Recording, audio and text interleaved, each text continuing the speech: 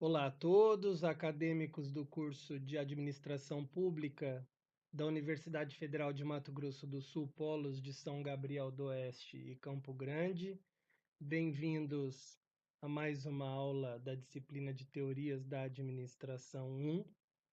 E o objetivo da aula de hoje, dando continuidade à nossa primeira aula, é o de forma bastante simples, tratar um pouco do desenvolvimento histórico da administração, em especial mencionando algumas das principais teorias que foram criadas nesse decorrer histórico e que ainda hoje são consideradas válidas, muitas vezes aplicadas. Embora há de se mencionar que na disciplina de Teorias da Administração 2, no próximo semestre, todos vocês terão a oportunidade de maneira mais aprofundada estudar cada uma dessas teorias. Mas não obstante, já se considera momento de pelo menos trazer algumas breves colocações para que vocês possam ter um entendimento necessário para a compreensão do que se propõe a disciplina neste semestre. Quando a gente se propõe a estudar a história da administração, de pronto nos surge uma dúvida: estudar a administração desde quando? Não é? Lá na aula passada, quando trouxemos o conceito de administração, ficou claro que por mais que a administração não existisse como ciência, o simples fato de sobreviver, da busca pela sobrevivência, sempre exigiu que as pessoas se organizassem de alguma forma e planejassem suas ações. Então, quando nos colocamos para estudar a história da administração, a gente vai ver que alguns autores tratam essa administração do momento histórico conhecido como Antiguidade e que a gente vê que antecede ao período de Cristo, né? Antiguidade, 4.500 anos antes de Cristo, isso perdura até o Império Romano. Outros autores discutem a administração pela Idade Média, do século V ao século XV, alguns tratando do período renascentista, e tantos outros mencionando a Revolução Industrial, e essa sim que foi um acontecimento de grande relevância na história e que modificou a própria forma de vida das pessoas, que é esse período de transição entre 1840 e 1870 na Inglaterra, como pontapé inicial da história da administração. Precisamos deixar claro que a administração sempre existiu, mas a administração, sim, como ciência, ela passou a ser estudada e trabalhada nesse marco histórico chamado Revolução Industrial. Por que não nas outras? Porque a forma com que se olhava para a atividade laboral, para o trabalho, talvez era um pouco diversificada desse trabalho que nós compreendemos hoje, que resulta desse processo chamado Revolução Industrial. A gente sabe que na antiguidade, nesse período de 4.500 anos antes de Cristo até o Império Romano, a gente sabe que foi um período de efervescência e de bastante desenvolvimento e discussão científica. Os filósofos e pensadores são justamente desse momento da história e nós sabemos que as suas proposições e colocações elas perduram até hoje.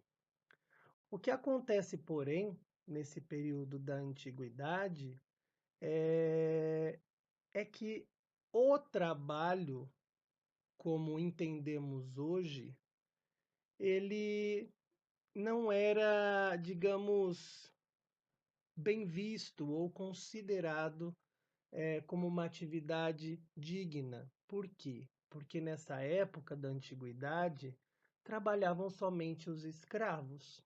Os escravos eram aquelas pessoas que se responsabilizava por toda a operacionalização das atividades dos seus senhores. Então, já que não se considerava o trabalho, ou melhor, já que o trabalho não era bem visto pela sociedade, acabava com que as discussões em torno da administração e do planejamento nessa ação trabalho não eram discutidas, tampouco consideradas. Na antiguidade, o escravo resolvia os problemas de ordem prática, e aqueles então que não eram orientados para ser guerreiros, para irem às guerras, tinha então que trabalhar e essas pessoas eram inferiorizadas. O campo intelectual se voltava àquelas pessoas, os cidadãos, que se envolviam ainda com alguma ação de estudo e conhecimento, e o campo prático era todo voltado a esses escravos, a esses indivíduos que trabalhavam para os seus senhores. Então, a ciência administrativa, o estudo da administração, por ser uma atividade de característica bastante prática, era bem que se dizer condenado e desconsiderado para as pessoas. O que não significa que não existia ações administrativas. Né? Se nós imaginarmos a construção das próprias pirâmides, os centros urbanos como Atenas, mencionado nesse slide, criação e manutenção de impérios tão grandes e poderosos como o próprio Império Romano, a gente percebe que a administração sim existia, do contrário, não teríamos atingido nada dessas construções e dessa formatação das cidades e organização desses impérios. Mas como ciência, ela inexistia. Ela existia de uma forma prática, mas como estudo, área científica do conhecimento, ela inexistia justamente porque o trabalho era condenado. Essa é uma característica da administração nesse período denominado antiguidade. A prática administrativa existia, a ciência administrativa não existia, já que o trabalho era executado por uma classe rechaçada, o trabalho era condenado pela sociedade.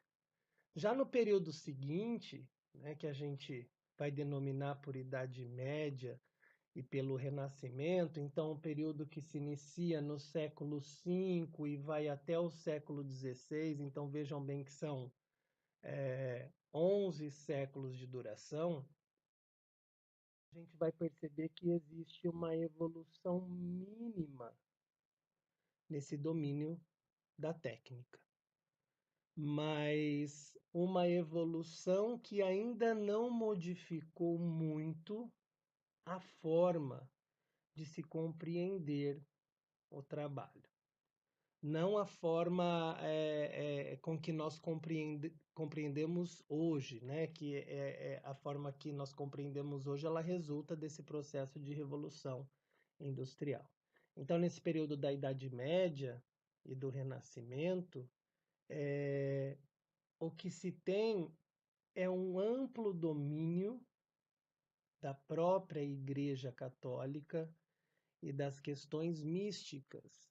Estando a Igreja por trás desse domínio e o misticismo também, tinha-se a máxima que tudo aquilo que era realidade ou tudo aquilo que acontecia era algo que vinha da vontade suprema de Deus. Sendo assim, os acontecimentos eram imutáveis. Havia de se ter resiliência, havia de se ter aceitação e simplesmente não questionar. Se aceitamos aquilo que nos vem, que nos é trazido, concedido, não existe o porquê querer administrar essas situações. Então, nós não temos uma realidade tão rígida como na antiguidade, em que o trabalho era realmente desconsiderado, as relações de trabalho, mas também não chegamos ao ponto de entender o trabalho dentro de um âmbito mais científico, já que o misticismo e a religião, bem que se dizer, tomavam conta da situação. E por parte daqueles nobres nesse período também existia um certo preconceito com o trabalho, justamente porque eles não trabalhavam. Mas nesse período é que se começa um movimento que tenta liberar esse homem dos preceitos místicos e religiosos. Busca-se botar um final no misticismo e na religiosidade, trazendo à tona a racionalidade e a objetividade. E nós sabemos que a racionalidade e a objetividade já fazem parte do contexto das organizações, do trabalho e da administração que a gente tem hoje. Então, a partir do final desse período chamado Idade Média e Renascimento, que nós juntamos nesse slide, que se começa um processo de formação, de tratamento à questão do trabalho. E a administração tem uma relação muito próxima com o trabalho. Leonardo da Vinci, inclusive, ele enaltecia as aplicações práticas à ciência e condenava todas aquelas ciências que não nasciam da experiência ou não permitiam as aplicações práticas. E é nesse momento, então, que começam a surgir as teorias administrativas, e a gente vai mencionar hoje as principais delas, quem foram seus precursores, os seus períodos. Elas nasceram justamente das vivências e das experiências que as pessoas tinham nessas relações de trabalho. A partir das suas relações de trabalho, dos seus processos produtivos, a partir dos erros e dos acertos, tentou-se documentar situações e reflexões e considerações para que essas considerações e reflexões pudessem ser aplicadas a outras realidades em outros momentos. E a gente vai perceber então que muitas dessas teorias, elas são passíveis de aplicação e são aplicadas ainda hoje, embora tenha que se ficar claro que em muitos momentos, até pela própria dinâmica do mundo em que vivemos hoje, essas teorias precisam ser relidas e adaptadas para que se consiga atingir um efeito propriamente dito. Então, na antiguidade, tínhamos uma desconsideração do trabalho, na Idade Média e no Renascimento, uma desconsideração do trabalho não de forma tão rígida, mas existia o poderio da igreja e do misticismo. Então existia um mote em que todos os acontecimentos eles vinham de um ser supremo e que eles eram imutáveis e que precisava ser aceito, eles precisavam ser aceitos. E no fim desse período renascentista, então, é que se começa a buscar uma maior racionalidade e objetividade nas questões humanas, e isso vai culminar e vai incentivar o desenvolvimento dessas teorias administrativas que resultaram de forma mais focal e direta do período seguinte, que a gente vai conhecer por Revolução Industrial. Um período que não só modificou o âmbito das organizações e dos processos produtivos, mas modificou muito a forma de vida da sociedade, modificou muito a própria questão do direito ao lazer, surgimento de férias, o vender-se ao trabalho em troca de um salário e em troca de descanso, um período que é fortemente discutido não só no ensino da história, mas tanto na sociologia, antropologia, no lazer e em tantas outras áreas. Não se tem uma data exata também sobre quando aconteceu a Revolução Industrial, porque a Revolução Industrial ela foi, digamos, um processo abrangente e um pouco longo, mas o que se sabe é que o seu maior impulso aconteceu no século XVIII, na Inglaterra. O próprio nome diz Revolução Industrial. Houve uma modificação nos processos produtivos. Até a Revolução Industrial, eh, as sociedades eram divididas em feudos. Um exemplo bastante simplista para feudos seria pequenos territórios que eram comandados por uma pessoa, como se fosse um governo, um estado, um pequeno mundo. Eram vários pequenos mundos com seus senhores, digamos assim. E o processo produtivo que acontecia dentro desses feudos era aquele processo produtivo do artesão que, ao produzir algo, ele se responsabilizava por todas as etapas do processo produtivo, e aquilo que ele produzia era comercializado e distribuído dentro desse feudo. Com a Revolução Industrial, em que se descobre, em que se desenvolvem os maquinários, em especial aqueles a vapor, a produção deixa de ser uma produção artesanal e ela passa a ser uma produção em larga escala. E uma produção em larga escala vai ensejar divisão de trabalho, o maior número de profissionais desenvolvendo as ações, uma comercialização que não fica presa ao feudo, aquele pequeno território, mas que se expande para outras regiões, e isso vai modificar eh, a forma de vida das próprias pessoas. Então, a característica medieval da pequena produção, da produção artesanal, ela se transforma numa produção de escala industrial. O sistema de produção se modifica, a relação de trabalho e distribuição se modifica.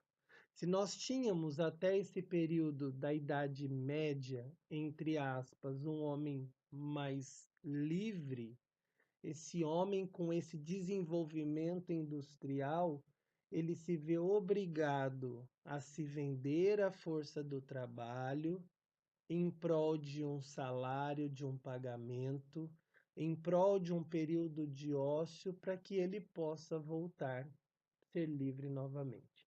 Essa é uma característica básica desse sistema capitalista que a gente conhece. E a Inglaterra foi a grande propulsora de tudo isso, porque ela era detentora da mão de obra, do capital, os meios de transporte, estradas de rodagem já começavam a ser desenvolvidas nesse país, e o desenvolvimento tecnológico com o surgimento das máquinas a vapor. Dado esse processo de industrialização, o que acontece é que aqueles que viviam da agricultura passam também por uma revolução e eles começam a abdicar dessa vida no campo, indo às cidades em busca da oportunidade de trabalho e sobrevivência. E é então que acontecem os inchaços urbanos e grandes problemas de ordem social, e a gente tem aí em pouco período de tempo, uma população europeia crescendo vertiginosamente. Como resultado dessa revolução industrial que modificou a forma de vida das pessoas e a própria relação de trabalho e sistema produtivo, nós temos algumas consequências profundas, tanto econômicas, sociais e políticas. Como mencionado ainda há pouco, se vê uma rápida e intensa urbanização, então a população europeia duplicou-se no século XIX. Nós temos esse desenvolvimento industrial que aos poucos foi se alastrando o mundo afora, o aperfeiçoamento dos meios de transporte, um incremento no comércio nacional e internacional, já que as produções deixaram de ter o caráter da artesania e passaram a ser produzidas em longa escala, sendo assim revendidas para outras localidades, outras fronteiras, e a própria redistribuição da riqueza e do poder entre os países envolvidos nesse processo. Houve uma mudança, então, de uma pequena realidade para uma grande realidade. Em havendo essa mudança, essa alteração tão gritante, é que a sobrevivência desses empresários, ou por aqueles que estavam por trás das organizações, ela acontecia nessa tentativa do acerto e do erro. E essas tentativas de acerto e erro geraram uma série de discussões e reflexões que foram normatizadas e organizadas e publicadas dentro das possibilidades da época, como uma forma de auxiliar a outras instituições, ou como uma forma de serem replicadas a outras realidades na busca pelo sucesso. Então, é a partir da Revolução Industrial que o administrador começa a ter o seu papel reconhecido e a ciência da administração começa a ser profundamente estudada, já que a relação do trabalho nesse período, pós-revolução industrial, passa a ser bastante relevante. Né? Então, muitos estudiosos acabaram criando suas teorias por meio das experiências vividas e as quais ainda são aplicadas na realidade. Bastante importante que a gente, ao pensar nessa replicação ou aplicação dessas teorias na nossa atualidade, que a gente consiga perceber isso numa perspectiva mais flexível e passível de adaptação, já que, por mais que o trabalho ainda hoje tenha as mesmas características desse trabalho pós-revolução industrial, o desenvolvimento que as sociedades têm passado é bastante grande. Então, a dinamicidade do mundo hoje é muito maior do que daquela época. Então, replicar uma teoria talvez vai ensejar em flexibilizá-la ou adaptá-la à nossa realidade. Uma menção aqui interessante é que nesse período pós-revolução industrial é que se deu o surgimento da primeira escola de administração no mundo, chamada Wharton School, em 1916. E a seguir, então, de uma forma bastante simplista, bastante superficial, já que as teorias administrativas fazem parte da disciplina do próximo semestre, é que se apresenta um quadro com o nome das principais abordagens, as principais referências e uma explicação dessas principais abordagens. Como principais abordagens, a gente pode citar a abordagem clássica, e essa abordagem clássica ela se divide em administração científica, cujo um grande nome é Taylor, e esse nome a gente vai ouvir bastante no nosso processo de formação de administrador. A administração científica, como parte da abordagem clássica, ela data de 1903 e ela surge com foco nas tarefas.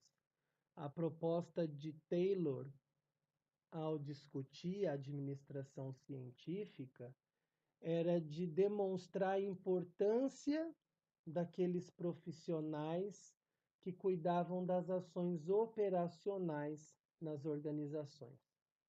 Para ele não fossem esses trabalhadores de chão de fábrica, trabalhadores operacionais, as empresas, as organizações tampouco existiriam.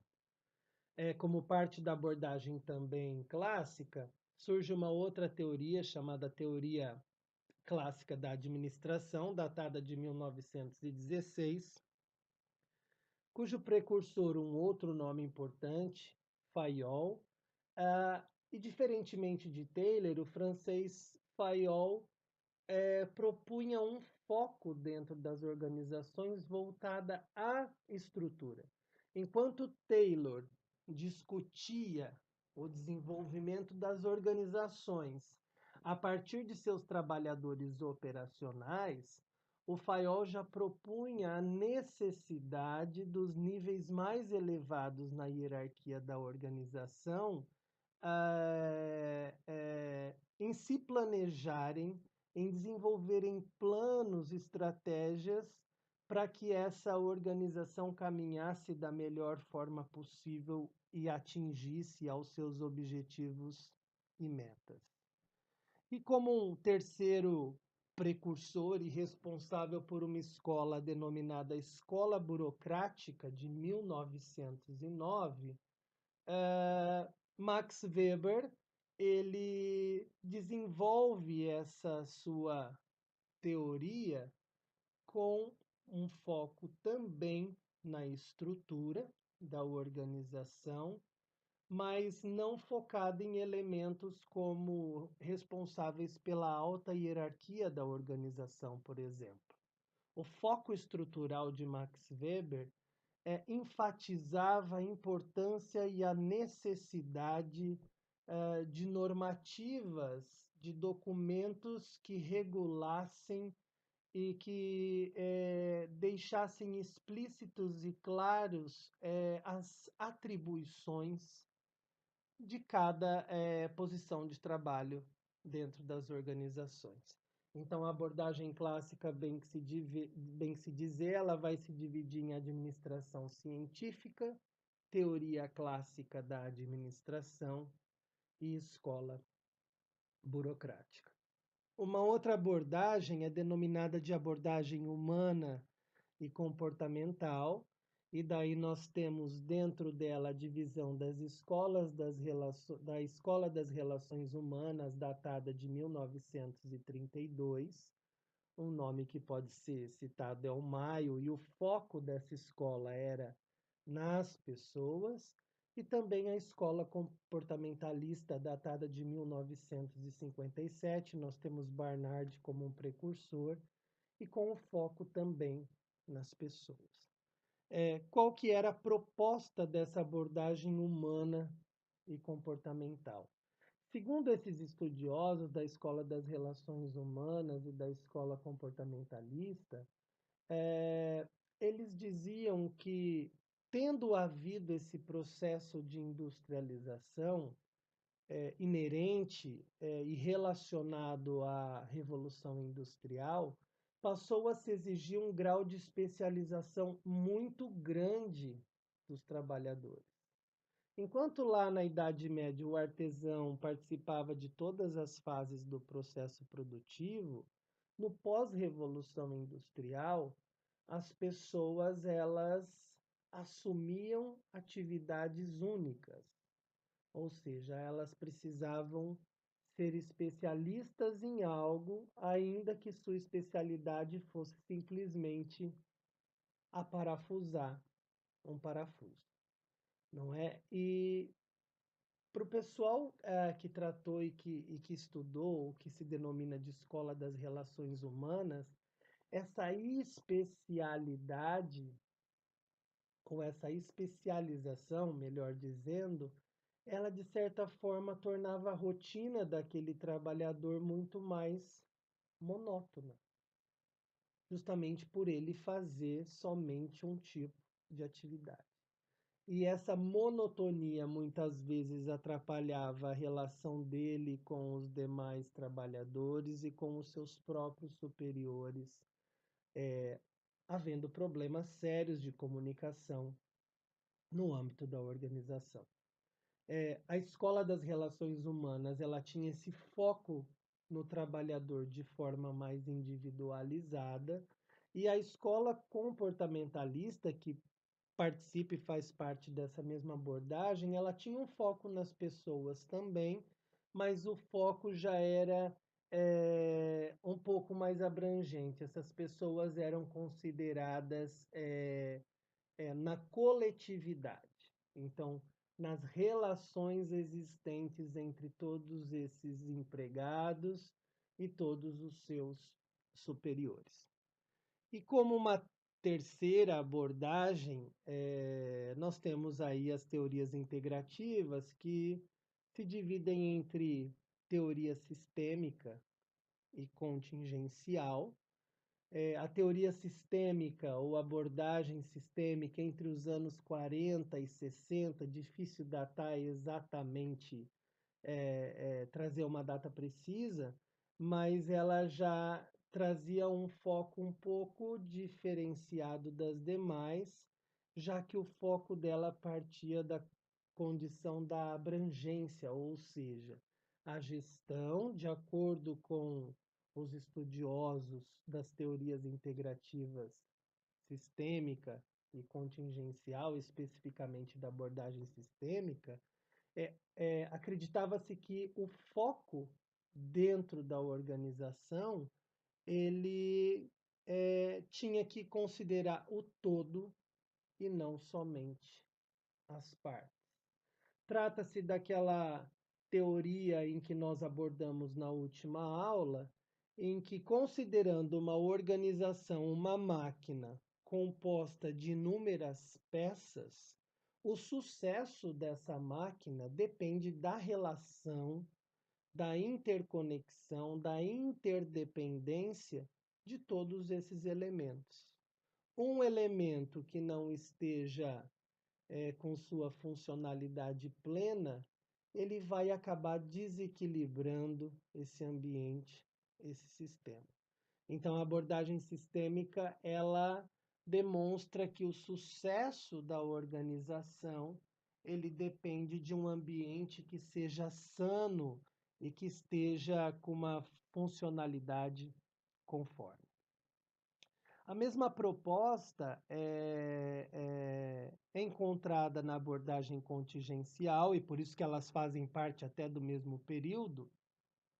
Só que uma diferença da contingencial é que, além do foco no ambiente, há de se prezar também já por uma atenção especial às tecnologias, já que as tecnologias tanto vão significar nesse espaço das organizações. Hoje, mais do que nunca, nós sabemos o quão dependente nós somos da utilização das tecnologias no ambiente organizacional e o quanto essas tecnologias nos auxiliam nessas nossas tomadas de decisões, definições de estratégia, nas definições de etapas do planejamento. Então, essas são as três teorias administrativas escolhidas para esse momento, já que não é o objetivo da disciplina, e sim mais trazê-las no sentido de complementação e de permitir com que nós saibamos que existe um processo histórico, mas que não se restringem a essas três escolas, digamos assim. Essas escolas serão com maior profundidade apresentadas na disciplina Teorias da Administração 2. Mencionadas a abordagem clássica, abordagens humanas e comportamental e as teorias integrativas, sistêmica e contingencial, é que nos próximos 2, 3 slides a gente vai poder mergulhar um pouquinho dentro da proposta de cada um desses autores, para que a gente possa enxergar as suas principais características. Então vejamos, a abordagem clássica ela teve um momento em que o foco era nas tarefas do operacional, do chão de fábrica, um momento em que o foco foi na estrutura. Na abordagem humana e comportamental, o foco nas pessoas que trabalhavam nessas organizações, pessoas na forma individual ou na forma coletiva, e depois as teorias integrativas, sistêmica e contingencial, com foco no ambiente e com foco nas tecnologias. Abordagem clássica, a proposta de Taylor, administração científica. como dito, o sucesso para Taylor, o sucesso da organização estava na gestão de seus trabalhadores, daqueles que cuidavam da operacionalidade. Para Taylor, não existissem esses trabalhadores, dificilmente existiriam as empresas. Então, uma das primeiras propostas de Taylor era justamente desenvolver estudos que fossem capazes de compreender a relação da produtividade desses trabalhadores com o salário que eles recebiam. Essa é talvez a principal característica da proposta da administração científica de Taylor. Considerar o papel dos trabalhadores, os trabalhadores que cuidavam da operacionalização da organização, e entender a relação do salário pago com a produtividade desses empregados. Tendo vivido no mesmo período de Taylor, o francês Fayol, responsável pelo que se conhece pela teoria clássica da administração, ele já propõe um olhar diferenciado à proposta de Taylor. Para ele era primordial que os estudos da administração das organizações priorizassem a cúpula administrativa e não o chão de fábrica. Cúpula administrativa, os níveis hierárquicos mais altos, já que para ele o sucesso da organização era a capacidade de gerir do que propriamente fazer. Então ele atribuía ao papel do gestor uma importância muito maior do que aqueles que simplesmente executavam. Aqui cabe a gente mencionar que foi Fayol que publicou o primeiro estudo que trouxe os princípios da administração, e princípios que foram trabalhados na última aula e que são utilizados até hoje, conhecidos por planejar, organizar, dirigir, coordenar e controlar. Aquele ciclo que nós mencionamos no nosso último encontro.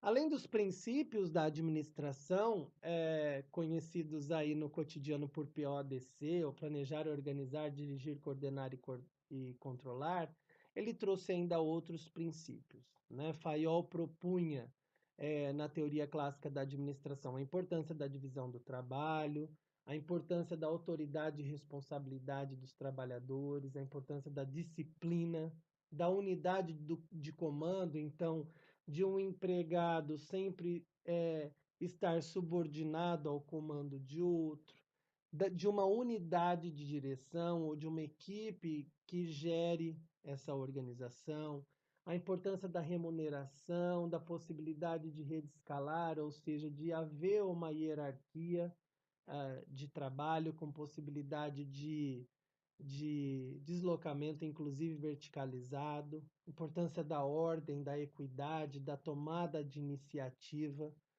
e, em especial, do trabalho em grupo, ou seja, começa a se priorizar as relações interpessoais. O sociólogo Max Weber, nessa mesma abordagem clássica, ele traz a escola burocrática e, como o próprio nome diz, a burocracia diz respeito bastante relacionada à questão documental. Essa proposta da escola burocrática, ela surge como resultado das deficiências que Weber percebeu nas anteriores.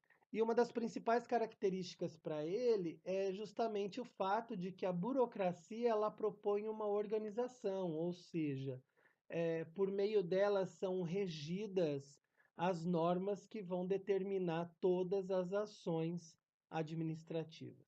Então, cargos, funções, responsabilidades, regras, tanto inerente àqueles indivíduos que trabalham na parte operacional ou aqueles que estão mais envolvidos com as questões do planejamento no âmbito das organizações.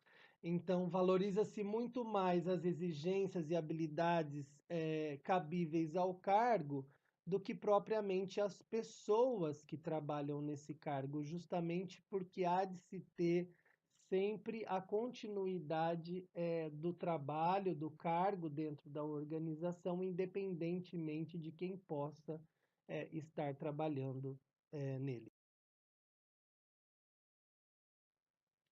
Já como abordagem humana e comportamental, que nós temos as escolas das relações humanas e comportamentalistas, é, essa sim tem também uma forte relação com os efeitos gerados pela Revolução Industrial. A gente pôde perceber que a forma de vida das pessoas se modificou, a industrialização, a exigência de uma produção em larga escala fez com que os trabalhadores tivessem uma maior especialidade e a Escola das Relações Humanas propunha que trabalhos altamente especializados, eles geravam uma certa monotonia no ambiente organizacional, justamente pelo fato de aquele trabalhador ele se dedicava somente a um tipo de ação. E ele também fazia uma crítica a Weber, com relação à burocracia de Weber, porque ele dizia que essa burocracia muitas vezes ela atrapalhava a efetividade da comunicação no âmbito da organização, gerando conflitos. Né? Então, nós temos um foco no bem-estar do trabalhador. A escola das relações humanas, ela tem o foco nos indivíduos, mas de uma forma bastante individual, foco no trabalhador, no bem-estar do trabalhador. Enquanto a escola comportamentalista, ainda atribuindo importância aos indivíduos e às suas relações no âmbito organizacional, ela trata muito da coletividade, ou seja, do bem-estar social dentro das organizações. E justamente por isso é que a escola comportamentalista vai trabalhar com a questão da personalidade, da aprendizagem, da motivação, do clima organizacional, dos estilos de liderança dentro do espaço empresa, instituição, organização. Então, a primeira delas pensando no individual e a segunda delas pensando no coletivo, mas respeitando essa subjetividade humana, já que as organizações, por mais que tenham um objetivo ou alguns, por mais que as organizações tenham suas metas, elas são compostas por elementos, por peças da máquina que pensam e que têm suas vidas particulares, mas que ali dentro precisam conviver, precisam interagir em prol dessa organização que os paga para que eles possam desenvolver as atividades. E aí, como última etapa, as teorias integrativas, nós temos a sistêmica e a contingencial. Nós percebemos naquele primeiro quadro que o foco delas já é entender a organização a partir do seu ambiente, não necessariamente focando um tipo de funcionário ou focando o indivíduo ou os indivíduos. A abordagem sistêmica ela já foi apresentada como uma abordagem surgida na biologia, mas que foi fortemente aceita pelas outras áreas do conhecimento e ela chegou na administração por meio da cibernética. E a proposta principal dela é que as realidades só podem ser compreendidas quando consideradas as relações e interconexões de todos os elementos que compõem aquela realidade. Então, se uma empresa é uma engrenagem e essa engrenagem é composta de inúmeras peças, essas peças precisam estar em harmonia, precisam estar em constante relação para que o resultado possa ser efetivo, possa ser harmonioso. Então, a abordagem sistêmica, ela propõe que a compreensão do todo vai ser sempre maior do que a soma das partes. porque as partes por elas mesmas, elas são vazias de significado. As partes só têm significado quando relacionadas às outras partes desse ambiente. Então, a proposta da abordagem sistêmica como uma teoria integrativa é que o sucesso de uma organização ele depende de um olhar que parta da totalidade e não das partes. E a abordagem contingencial, a segunda abordagem dessa mesma teoria, ela parte desse pressuposto da abordagem sistêmica, mas ela enfatiza que não apenas sejam consideradas as relações e interações do ambiente ou do microambiente com o seu macroambiente. A gente viu que o microambiente ele influencia e é influenciado pelo macroambiente.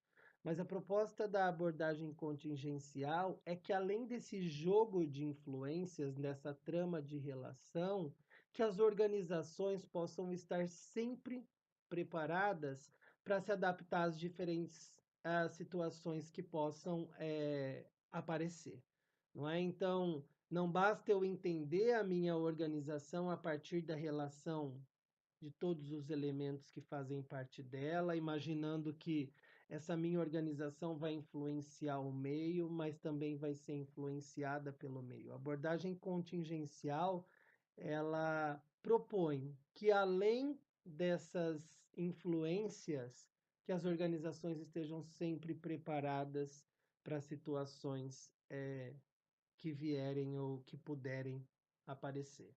Então foram apresentadas para vocês, digamos, três grandes blocos compostos por algumas teorias.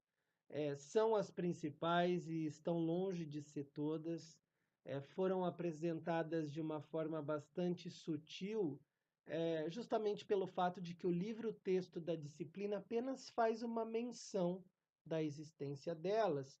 E eu, como docente responsável pela disciplina, considerei injusto não tecer algumas considerações sobre as mesmas, mas frisando de que elas serão trabalhadas no próximo semestre, frisando que essas teorias que nasceram de experiências, elas ainda perduram e são respeitadas e são aplicadas, mas que, diante desse cenário altamente dinâmico que a gente vive, muitas vezes a aplicabilidade delas carece, vai exigir uma dose de adaptação e de flexibilidade, já que os tempos são bastante diferentes.